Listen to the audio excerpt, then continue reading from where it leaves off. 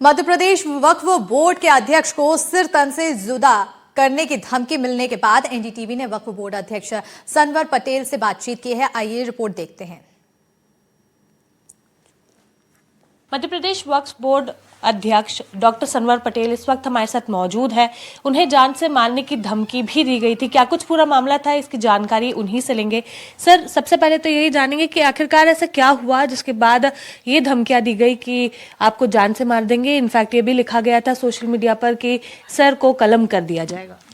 देखिए, ये जो वर्तमान वाला विषय तो पथ संचलन के स्वागत वाला विषय, पर ये देखने में आ रहा है कि पिछले 2 सालों से लगातार जब से मध्य प्रदेश वक्फ बोर्ड की हमने जिम्मेदारी संभाली और वक्फ बोर्ड में हमने सुधार के कार्य और कानून अनुसार वक्फ बोर्ड चले, जवाबदेही बढ़े, पारदर्शिता आए, इन सब पर काम चालू किया और जब बड़े वक्फ माफियाओं पर नकेल कसी तो लगातार इस प्रकार की घटनाएं पहले भी मेरे साथ होती आई है। पहले भी 11 मामले ऐसे हुए हैं जिन पर एफआईआर हुई हैं, प्रकरण दर्ज हुए हैं। मेरा बेटा है, वो मेडिकल का स्टूडेंट है, एमबीबीएस और एमडी किया है, लेकिन साथ में अभिनय करते हैं। साथ में वो विक्रमादित्य के महानाट्य में भी अपना अभिनय करते हैं, रामायण में अपना अभिनय करते हैं। तो उस पिछले साल उनको भी अन्य अन्य प्रकार से धमकियां दी, उस मामले में भी एफआईआर हुई थी।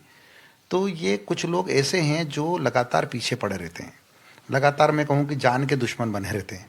मुझे ताज्जुब ये होता है कि ये कैसे इस प्रकार के मौके को चुनते हैं।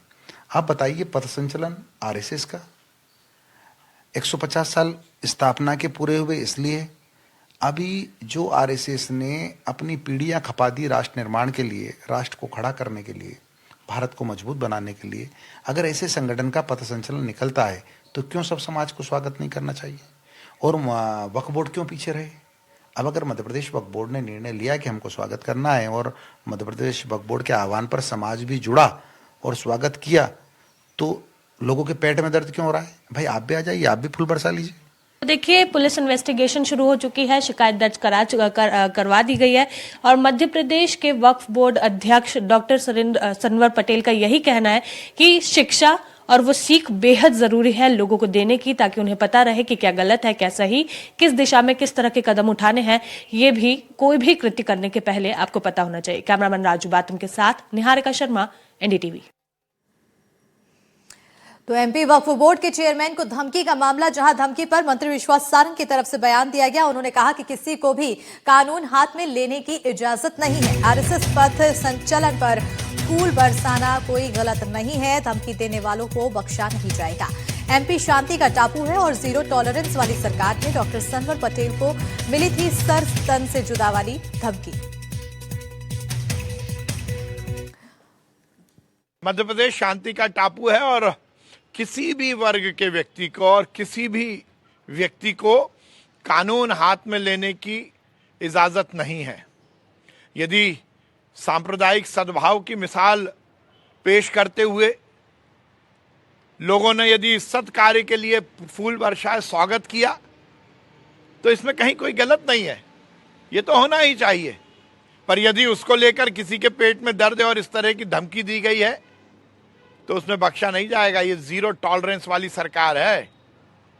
सामाजिक सद्भाव बिगाड़ने की, सांप्रदायिक रंग यदि किसी घटना को देने की कोई कोशिश करेगा तो वो ठीक कर दिया जाएगा।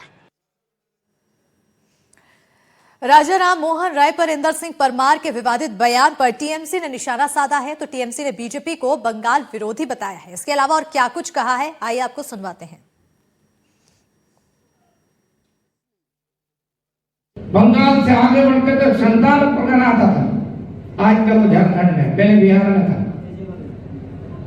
वहां तक अंग्रेजी शिक्षा के माध्यम से इस देश के लोगों की आस्था बदलने का दुष्यंत चल रहा था और जिसमें इस देश के कई सारे लोगों को फर्जी समाज सुधारक अंग्रेजों ने बना रखा था। इसमें एक राजा राम मोहन राय भी थे, वो भी अंग्रेजों के दलाल के रूप में देश में काम करते रहे हैं और उन्होंने धर्मांतरण का जो चक्र चलाया था उसको रोकने का साहस यदि किसी ने किया था तो बिरसा मुंडा ने किया था। BJP, you are continuously damaging and defaming the icons of Bengal, and Bengal is witnessing all this. Bengal is going to retaliate through democratic means. And that is why Bengal calls you Bengal Virodhi BJP. You have hurt Bengal sentiments. You have hurt our legacy and our culture, and Bengal will retaliate and react.